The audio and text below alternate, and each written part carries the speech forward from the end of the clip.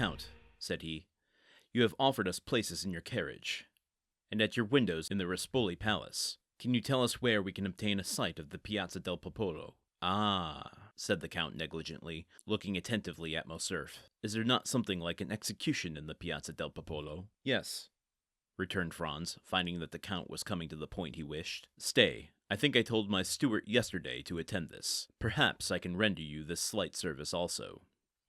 He extended his hand and rang the bell thrice. Did you ever occupy yourself, said he to Franz, with the employment of time and the means of simplifying the summoning of your servants? I have. When I ring once, it is for my valet, twice for my major domo, thrice for my steward.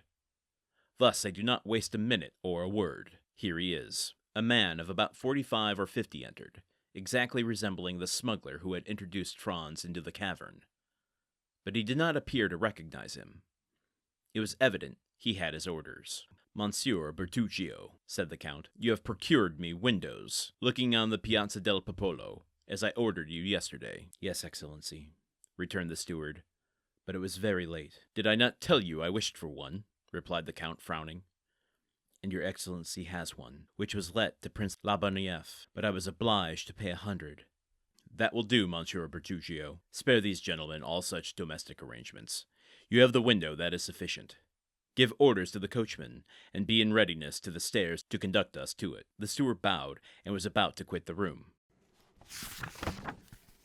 Folks, after yesterday's episode, I'm seeing things all over the place now. This opening line here. Franz is trying to get to the bottom of Dante's identity, asking him, doing a little manipulation of his own, trying to get him to talk about what he overheard at the Colosseum, I'm assuming.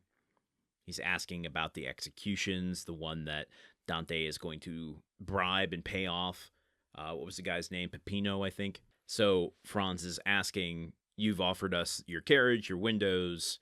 Can we also get a sight of this execution? What caught my attention here is when the Count replies, it says, the Count negligently looking attentively at Morcerf, who is Albert. So, to me, that's, well, two things. One, I guess it is just kind of him trying to deflect suspicion or not assume any kind of conspicuousness. He kind of knows what Franz is trying to do, and so he's trying to play it cool here by just continuing to look at Albert. But if Albert really is the son of Mercedes and Fernand, then that adds another layer to this where Dante is sizing Albert up for something. Why is his attention so fixed on Albert here? I mean, I guess Dumas doesn't dwell on it, but I'm starting to pick up all these clues. Oh my goodness, my brain is just going to see things that aren't even there, I bet. What else is happening here? He is agreeing to get them spots to watch the execution. Again, this title of this chapter makes me a little nervous. It's called La Mazzolata. We covered what that means last chapter, and it's quite brutal. So I hope it's just an indication of like the executions are going to go like witness, but maybe not. I don't know, man. I don't. Who knows? I don't want to get ahead of myself. I don't know where this chapter's heading, and maybe something else will happen. Franz also recognizing the servant who comes in as the man who introduced him to Dante's little cavern on the island of Monte Cristo. What's actually going on here? I mean, on a literary level, it seems a little strange to me that, like, we know this is Dante. Franz suspects it's Dante. And so all of these little things of Franz trying to eke out the truth aren't really, like, rooted in suspense necessarily. There's no mystery around them. It feels a little, at this point, a little withholding. And I'm not sure the exact point of it. What is Dumas trying to accomplish? And I don't mean to, like, imply that this is thin. It does feel somewhat repetitive because Dante, as Sinbad, already kind of dazzled Franz with his, jewels and all the goings-on in the cavern.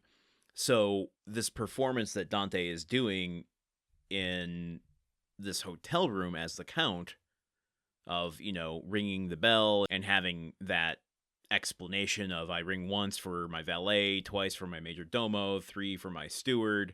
Like, it's applying this kind of aristocratic mindset that Dante has. He is showing off his wealth in a certain way, his status maybe more than his wealth. But what is it communicating to Franz, to Albert, to us, the readers? It feels a little redundant, but maybe there's a purpose to it. All of this might just be for Albert's sake, to really dazzle him, since Franz is already on the hook. But okay, let's continue with a bit more of Chapter 35 tomorrow.